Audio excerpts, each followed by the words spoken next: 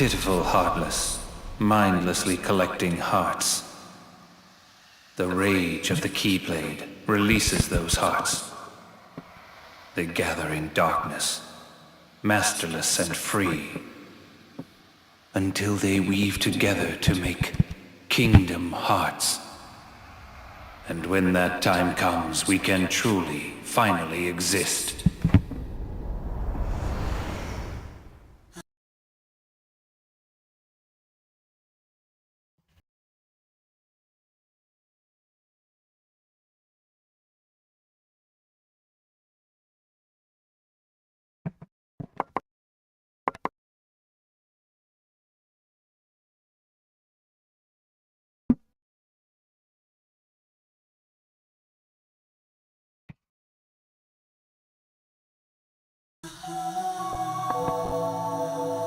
Roxas, are you really sure that you don't have a heart? I don't know. I can't.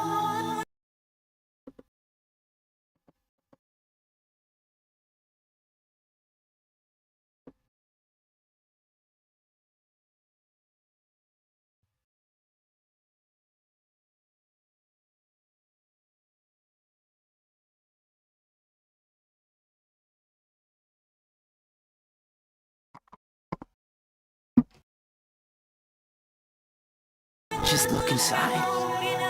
But I figure, if there is something in there, inside us, then we'd feel it, wouldn't we? True enough.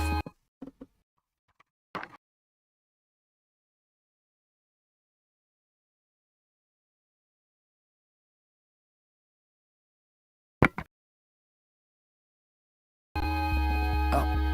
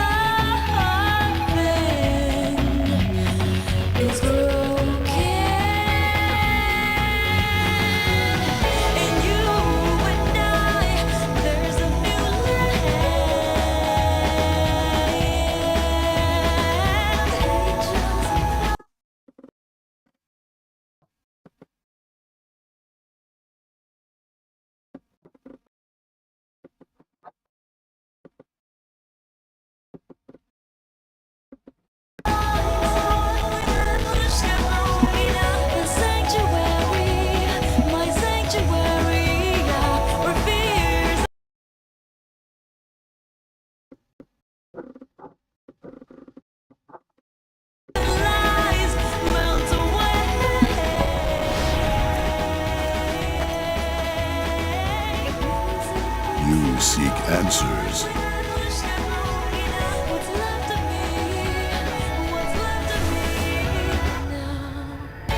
I can give you purpose.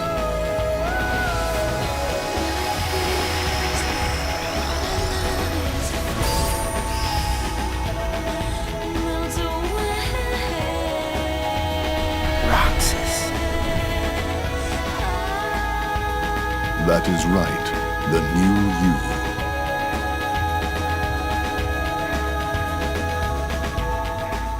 Man, I miss the old times.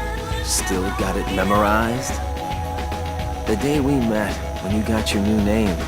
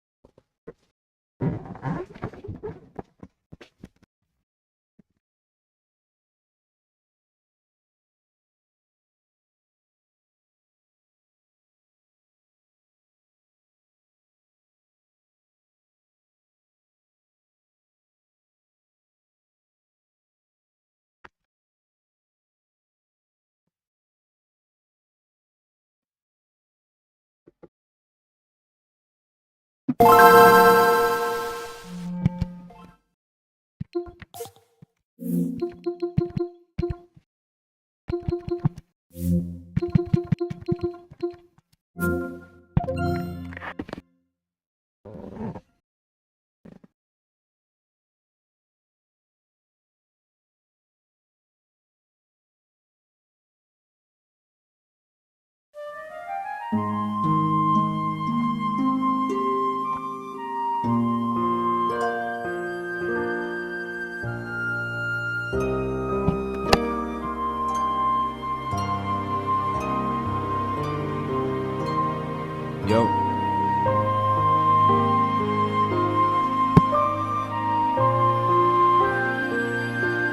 Alright, my love.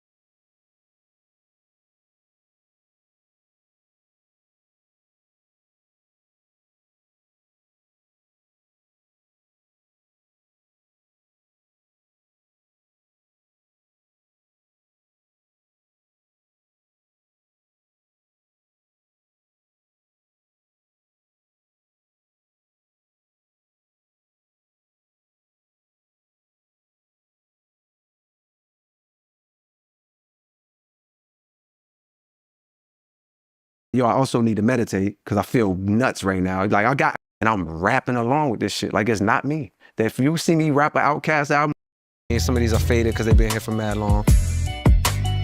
So this is actually the beat machine that you got on layaway?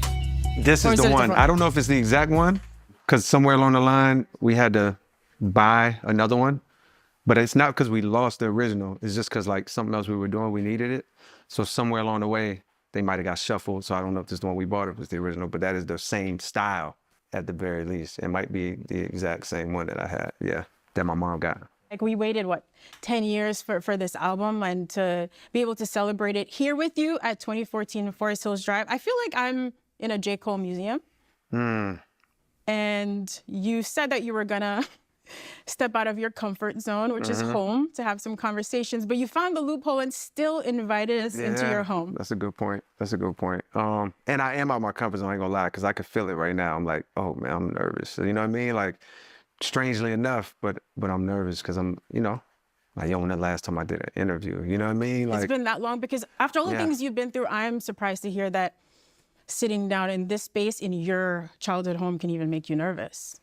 Yeah, I guess. I think it just literally has to do with the fact that, like, yo, this is not my norm. Of course, this house, if I was just here in this house, I actually came, the last time I was here was, we had did something like this. There's a trailer we shot that was set up similar to this.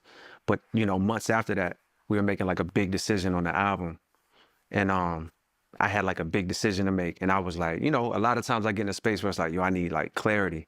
I'm like overwhelmed and like I got like, you know, the weight of the album is on me and all of these decisions that got to be made. And at that time, I think it was like track list in order. Because as we've been making this album throughout the years, we've had a running, living, breathing like track list that like some things stay, some things fall by the wayside. New songs come in, old songs go out. Sometimes old songs come back. But this was at a point where it was like, oh, yo, we're really here. We're mixing. You know what I mean? But there was something about the beginning of the album that like wasn't sitting right with me. And sometimes I just got to go get like some solitude to like get clarity. And so I was like, yo, should I go to New York? Should I post in New York? I do that a lot. I'm like, nah, like I need to go back to Fayetteville and I need to come. And as long as I've had this house and as many times I've been in here and been back, I haven't stayed the night here and mad long. So at one point last year, I had to just come and it was like my first time staying the night in here. Like I literally had to like buy a bed, you know what I mean? The bed that they bought, well, not me, I didn't buy a bed. I had someone, yo, can y'all get a bed and throw it in Forest Hills Drive? And the bed that they bought is it was like a king size. That shit don't fit in my room. The whole room. You saw my room. Yeah, that looks like a twin size space. That's a twin, that's a healthy twin. You might could fit a medium in there, but it's like they got a king size. So it wouldn't fit in my room, you know what I mean? So like they put it in my mom's room, my mom and my stepdad's room.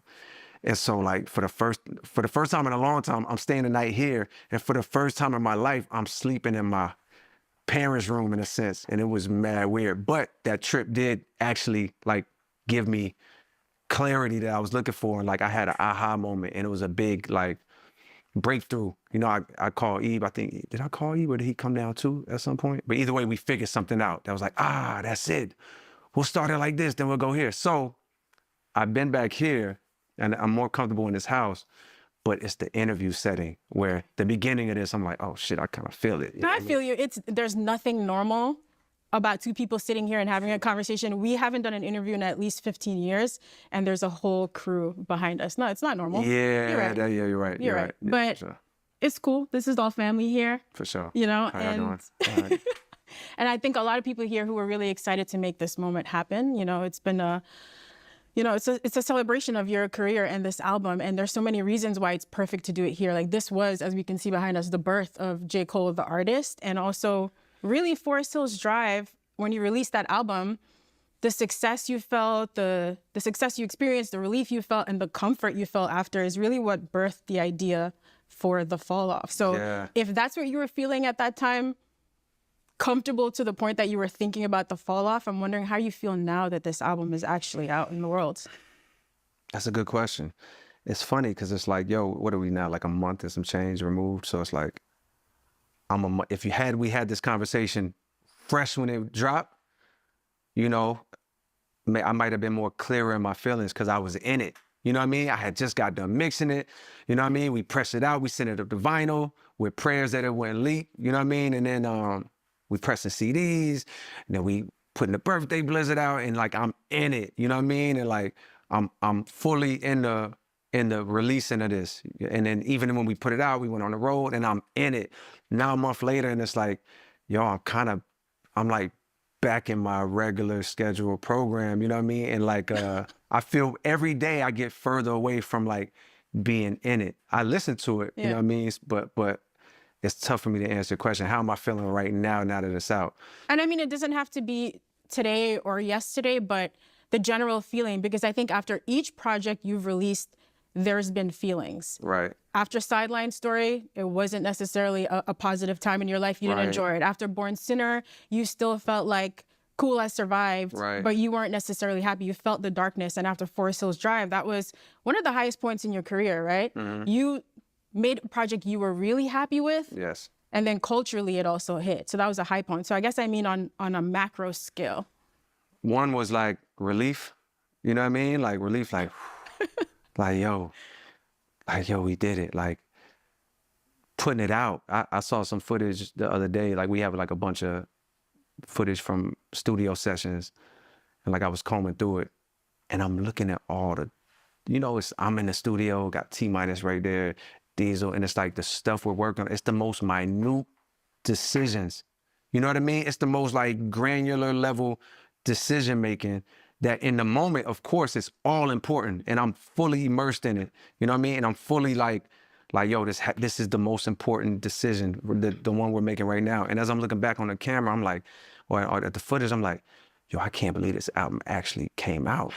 Because there was so much decision-making happening that I feel like at times looking back, there were times where T-Minus, I ain't really asked him this, but I'm assuming there were times where him and other people that were involved were maybe in their minds like, this shit ain't coming out. Cause there was so much, like shit that songs that never made the album, music on certain songs that never made the album. So like, I feel like for the past however many years, I was carrying the mission, the weight of the mission. So the overall feeling is when it came out, it was like, yo, relief. You know what I mean? It was like, all right, like I don't have to necessarily carry that no more. And there was a pride too, you know what I mean? There was like yo, you did it. You know what I mean? There was like a genuine gratitude, you know what I mean? That like, you know, that I made something that when I listen to, I'm a fan of this. You know what I mean? Like I told somebody the other day, it's like, yo, I feel like I'm listening to my favorite rapper. At many points in my career, especially early on, I was my favorite rapper. You know what I mean? Like, of course, growing up, Pac was my favorite rapper. I had a Cannabis run where he was my favorite rapper. I had an Eminem run. You know what I mean? Of course, I had a Nas run. I had all of these runs of people being my favorite rapper. And at a certain point, when I hit my late teens, early 20s, I started to notice that like, oh, wait, yo, even if I wouldn't say it out loud, it's like, yo, I'm my favorite rapper. How do I know? Because I'm always listening to myself. You know what I mean? I'm listening to myself like how I would listen to Jay-Z. Yeah. You know what I mean? And I'm rapping along with it, boom, boom, with nobody in the car. That's why when I met Eva, it was so ill, and when we started kicking it, and then he found out I did music, because I found somebody that like was as big of a fan of me as me almost. So like we be riding like through Queens or on the way to the city or something. He'd be like, yo, throwing that come up freestyle or throwing the such and such. Like he just want to hear it. And I'm like, nigga, I'm glad you said it because I wanted to hear it too. So there was also a feeling on top of the relief and there was a gratitude of like, damn, I made it back to a point after all of these years where I was my favorite rapper, because there was a stretch where, you know, I can't necessarily say that. And not that I was trying to be even my favorite rapper. I was making whatever was coming out because I just felt like that's what I had to do. But the whole mission of the Fall Off, in a nutshell, I didn't say it like this 10 years ago, but the mission was to become again a rapper that like I want to hear. You know what I mean? To make the music that I want to hear, to write the verses that I want to hear, to make the album that I want to hear. So there was a gratitude of like, damn, like even on the way here, I had an hour drive here. It's like I'm playing the album and I'm rapping along with this shit. Like it's not me. That if you see me rap an Outkast album or a Jay-Z album, like I'm sitting there rapping my own album like that, and that hasn't happened for a long time. Not because I don't like the music that I put out, or I'm not proud of it. I love that music that I put out, you know what I mean? But this one was a different mission. Like, it was a different type of return to form that I was trying to get to. And so to answer your question, it was like a gratitude that, like, damn, nigga, like, I like this dude right here. You know what I mean? Like, I like this dude would be my favorite if that wasn't me. It's nice to hear that because, yeah, there was clearly a lot of time when it seemed like you felt just a lot of pressure, right, to get the music right, whatever that meant at the time, and you weren't enjoying it. I was even shocked to hear that after Friday Night Lights, you didn't enjoy the impact that mixtape had. That was huge, but it's because you were so caught up in always trying to figure out the next move, right? Yes. So if this album, the idea was born at least 10 years ago, man, that is a long timeline. And you are notorious self-admitted song hoarder, right? You'll try to keep songs for projects, but I know there were some like Middle Child, maybe False Prophets that were intended for this, but you let go of. So over that 10 years, obviously you dropped multiple albums in between. How were you working on like KOD or the Off Season, all of that, and still making the actual records that made sense for the Fall Off? Yeah, so I think one was an understanding that, like, yo, this idea for this album called The Fall Off is a long-term thing. I didn't think it was 10 years. I thought it was like, you know, mind you, you got to put yourself in. I had just got off tour, Forest Hill Drive tour. I had just got married. That's already a life-changing event. And for the first time, I'm relaxed and comfortable. You know, you know the story. You've heard it before. But, like, I recognized in those moments where I was trying to write shit, and I'm like, this shit kind of ass. And it wasn't ass, but it wasn't my favorite rapper. Right. Like, if I go back and play these voice notes from that era, now I'm actually like, oh, bro, you was bugging. That shit was dope. But it wasn't the thing that I was looking for from myself at that time.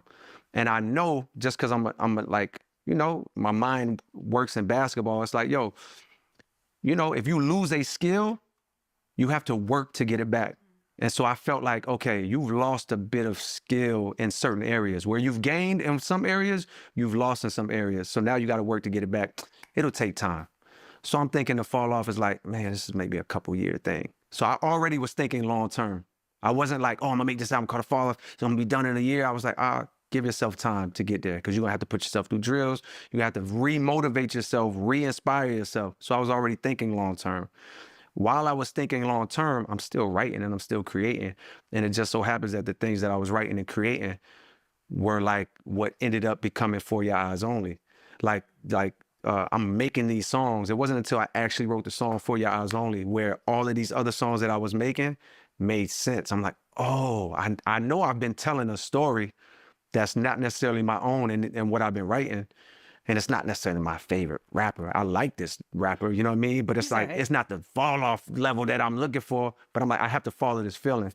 So that was the first thing that kind of like gave me something to do while The Fall Off was like a North Star. I'm like, oh, well, I need to go finish this album. I went to New York. Mind you, I had a baby on the way. I didn't have a baby on the way, but you know what I mean? Like I was about to become a father. And so I'm like, let me go to New York. Like, this is my last time. Back to Muhammad's crib, Back right? to Muhammad's crib. Like I'm a sentimental like person with my spaces that I've like in my life, whether it's Fayetteville, whether it's this house, whether it's Muhammad's crib, whether it's the Honda. It's like, yo, I'm like, these are like spaces that I love because I loved my life. You know what I mean? I love my childhood. I love my teens, my college years. So I go to New York to finish this album. And while I'm working on that album, there's some songs where I'm like, oh, this could be a Fall Off song. You know what I mean? It's False Prophets. There's some stuff they didn't even release where I'm like, oh, these are Fall Off songs. I'm gonna tuck them while I'm finishing this album. So that was the first thing that went left field. Then after, not in left field, but like kind of took me off track, so to speak. Then after For Your Eyes Only drops, then I become a father. Now that's like it was a beautiful thing, but it's like, it's a life adjustment. You know what I mean? Kids like, do not care about your schedule. They don't give a damn what you have going on. Facts. You know, you got to find your time to get in your creative space. Exactly. And so I had to figure out how was I going to be creative, like within that space.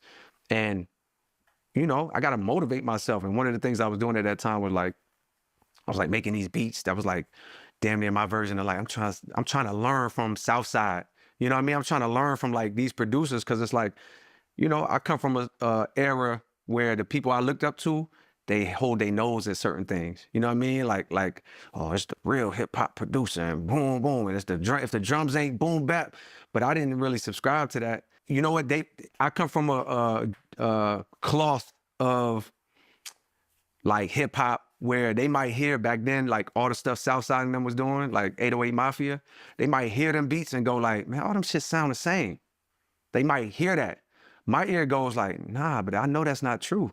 And if you're immersed in the world of Future and such, you can hear all of the differences and the subtleties in these beats. You think it's the same, but that's like white people in the 80s or some shit being like, oh, this rap crap sounds the same. You know what I mean? It's no different. They're not immersed in the world, so they can't hear the subtleties or whatever. So I start like practicing with that. And eventually what came out was like, meanwhile, the SoundCloud era was popping at that time. So in a matter of a few days, I start spilling out these songs, not on purpose. I'm just trying to find my quiet moments in the crib as a dad where I can actually sneak away and like go spend an hour working on some music, which is becoming less and less time now that I'm a father. And like in one of those moments where I crept away, and like a 3-day stretch, I did like, I don't know, like 6 to 7 joints, which at that time was crazy because like I wasn't actively working or recording. And the joints, I'm like, yo, these shits got a sound to them and they saying something. They not the fall off thing that I got on my mind, still my North Star, but I'm like, yo, there's something, you know what I mean? And then we take a trip for your Eyes Only tour is about to start. And I catch another wave in a hotel room and more songs spill out. And before I know it, I'm like, yo, I got like 8 right now in a matter of like 4 days or something crazy. And all of that to say that kept happening. And within a week, I had like 12 songs where I'm like, yo, this is something. And it wasn't on purpose. It was just coming out. So I just had to have a conversation with myself like, yo, what is this? Like a project. What is it? And quick as fuck, the thought was like, oh, KOD. What does KOD mean? Oh, Kids on Drugs, King Overdose, Kill Our Demons. Like the answers was coming to me. So I'm like, well, shit, I guess I have to follow this now. Right. I can't disrespect what just came out. It's not what I was aiming for. It's what happened. My North Star is like, I'm working on this shit called The Fall Off. You know what I mean? But I can't disrespect what's coming out. You kept it in your mind though, because on the last track on KOD is 1985, right? The intro to The Fall Off. Yes. So at least you still try to bring it home. Yes, and I get try to focused like, again. that's me being like, yo, but I'm working on something, you know what I mean? And even then, I think KOD was like 2018. I'm still thinking in my mind like, all right, I probably had a fall off out by like 2019, you know what I mean? Or 2020. At all points, I always thought it was right around the corner. But, you know, just the creative process, like I had a high bar of like, where I was trying to get to personally on a skill level wise and like songwriting wise. And it just so happened that while I was chasing that bar, other stuff was coming out that had I ignored them, I feel like I'd be in a position where you didn't hear from me for the past 10 years. You know what I mean? Like Yeah. where it's just, I just got so in my head because it wasn't the fall off yet where I was just, where, you know, so I'm glad I'm glad. I'm surprised to hear that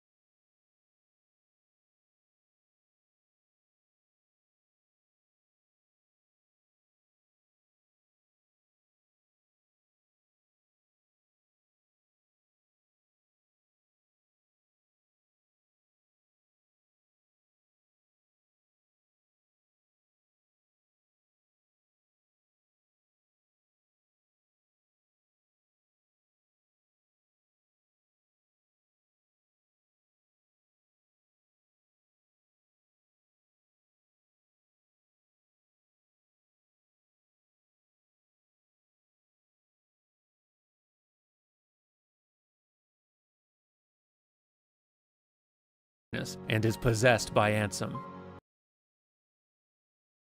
We have completed our playthrough of both Kingdom Hearts and Chain of Memories, but before we launch into Kingdom Hearts 2, where a lot of major story events are about to unfold, I think we could use a quick recap of the important plot points we've seen thus far. Again, these are just the pieces of story information we have after the first 2 games in the Kingdom Hearts series, not including any of the information we'd have from later games. We will get to those later. Here we go. There was once this scientist king named Ansem who was fascinated by the darkness that existed in people's hearts, and so he began to study it. He found that when someone's heart was lost to darkness, they would transform into shadows, which he dubbed Heartless. These Heartless sought to consume the hearts of those around them and add more shadows to their numbers. But they also sought to consume the heart of the world itself, which lay behind a mysterious door Ansem had never noticed before. In his curiosity, Ansem opened this door, and in doing so, destroyed the barrier isolating his world from the rest. His world was now connected to the larger universe. As a result, he was soon visited by a king from another world, apparently King Mickey, and they talked at length about the nature of hearts and worlds and gummy blocks, but the one topic of conversation that intrigued Ansem most was the Keyblade. A weapon with the power to open or close most anything, even the doors protecting the heart of a world, doors like the one Ansem had opened. One legend says that the Keyblade's wielder saved the world. Another says he wrought chaos and ruin upon it.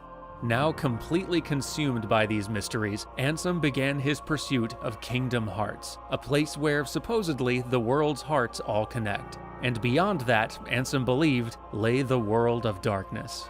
To access it, he would need 7 Princesses of Heart for some reason, and the wielder of the Keyblade. To find this person, Ansem sent one of the Princesses of Heart, a girl from his kingdom, out into the universe in hopes that her heart would resonate with that of the Keyblade wielder. That girl, who we know as Kairi, wound up on the Destiny Islands with no memory of her former home. She was quickly befriended by some of the other kids on the island, including 2 boys named Riku and Sora.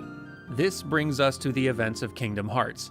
Ansem finds the island Kairi landed on, opens its door, and connects the world, allowing the Heartless to pour through. Sora is suddenly and mysteriously granted the Keyblade to fight them off. Kairi mysteriously vanishes into Sora, which will be important later, and Riku eagerly embraces the darkness, sensing an opportunity to escape the island and explore other worlds the way he's always wanted. The islands are consumed by the Heartless, and everyone is scattered. Sora wakes up in a strange, transitory world named Traverse Town. He's greeted by a gaggle of Final Fantasy characters, refugees from Ansem's world, as well as Donald and Goofy, King Mickey's right-hand men.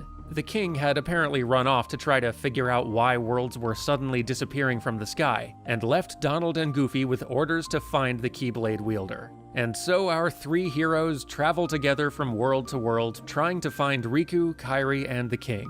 And as they travel, Sora locks the doors to the heart of each world, preventing the Heartless from consuming more places as they had his island. Eventually, they do run into Riku, who has fallen in with a grab bag of Disney villains in hopes of helping Kairi, who seems to have lost her heart and gone comatose. Everything comes to a head at Hollow Bastion, the ruined husk of Ansem's world. In a moment of weakness, Riku gives fully in to darkness and is possessed by Ansem.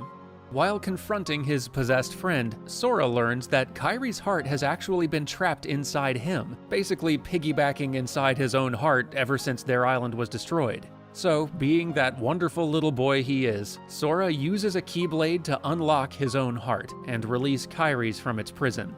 Kairi awakens just as Sora turns into a Heartless. Fortunately, she is able to call his heart back from darkness to save him, I guess because she's a Princess of Heart, I don't know, let's just go with that. Anyway, Sora, Donald, and Goofy pursue Ansem to the end of all worlds, defeat him, and then close the door to darkness with Riku and King Mickey's help, which unfortunately leaves Riku and Mickey trapped on the other side. All of the worlds lost to darkness are revived. Everyone gets sent back to their home, Kairi gets thrown back to Destiny Islands, and Sora, Donald, and Goofy find themselves out in the middle of nowhere.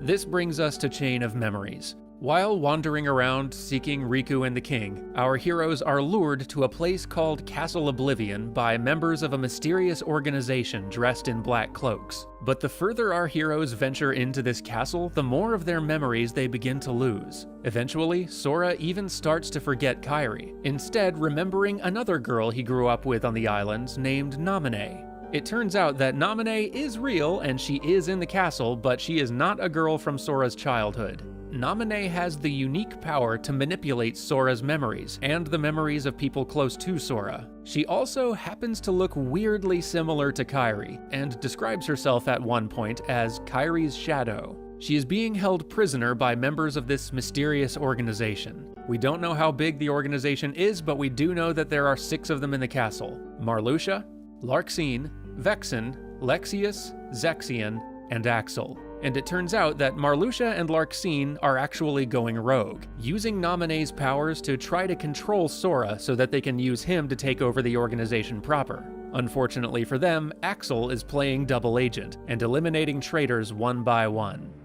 Meanwhile, Riku is also in Castle Oblivion for some reason, awakened there mysteriously after helping to close the door to darkness. He too has been making his way through the castle with the help of King Mickey and a mysterious shrouded figure named Diz, confronting organization members and wrestling with the lingering darkness within him, the remnants of Ansem's possession.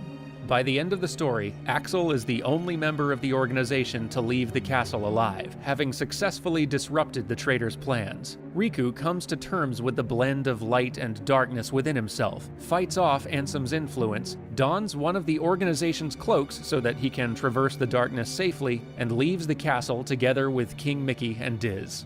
Then there's Sora. Sora finally reaches Naminé and learns the truth about her. She apologizes for tampering with his memories and offers to restore them. Unfortunately, it's going to take a long time to complete the process, and he won't remember anything that happened in Castle Oblivion when she's done. So he goes to sleep in an egg thing, and Naminé goes to work. Also, Vexen had the power to create puppet replicas of people, and so he created a replica of Riku to amuse himself. This will be a sort of tangentially important plot point somewhere down the line, but until then, it doesn't matter. All caught up? Great! Thank you for watching. I hope this was helpful, and I will see you all tomorrow as we to Kingdom Hearts 2, where a lot of major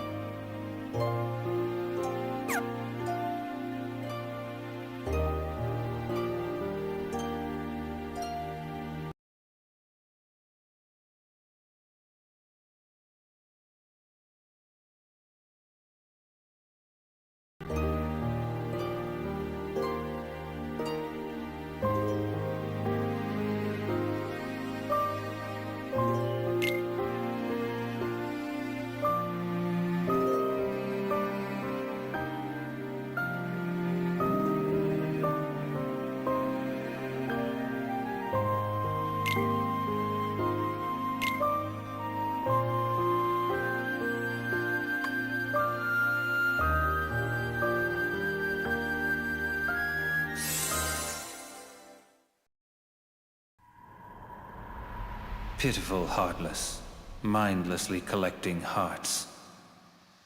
The rage of the Keyblade releases those hearts.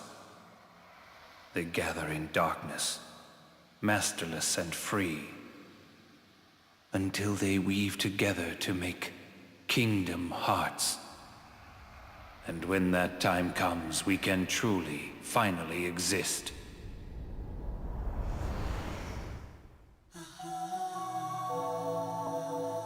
Roxas, are you really sure that you don't have a heart? I don't know. I can't just look inside. But I figure if there is something in there, inside us, then we'd feel it, wouldn't we? True enough. Oh.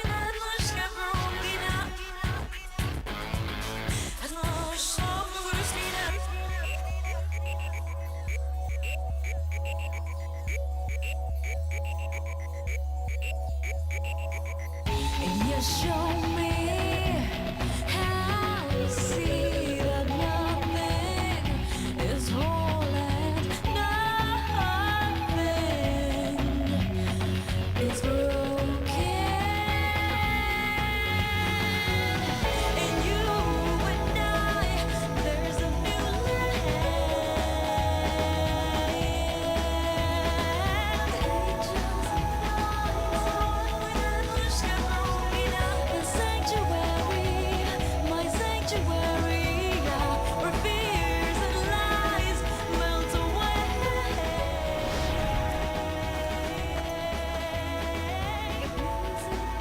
seek answers.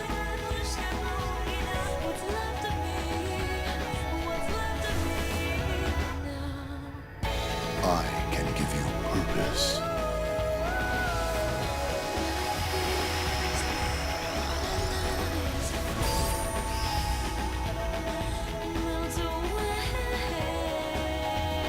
Roxas.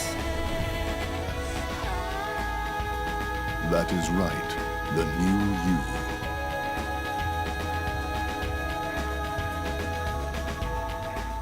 Man, I miss the old times. Still got it memorized. The day we met, when you got your new name. You and I sat right here just like this and watched the sunset.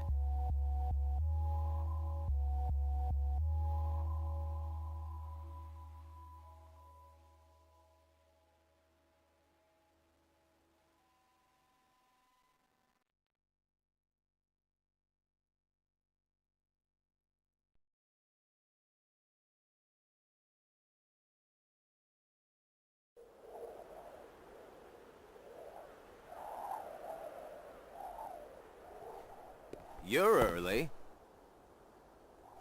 No, you're just late.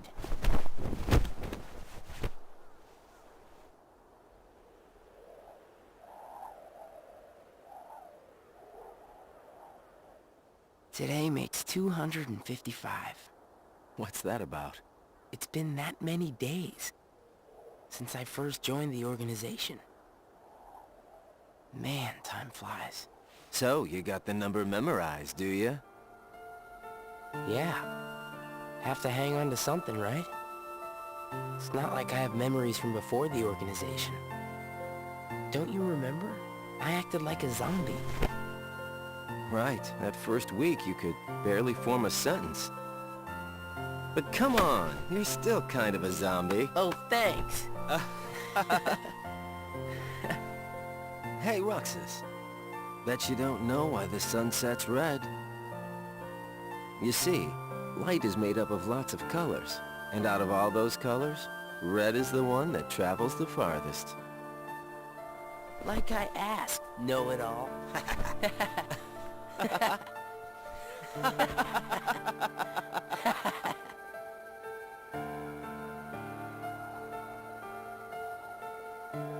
Seriously, where is she?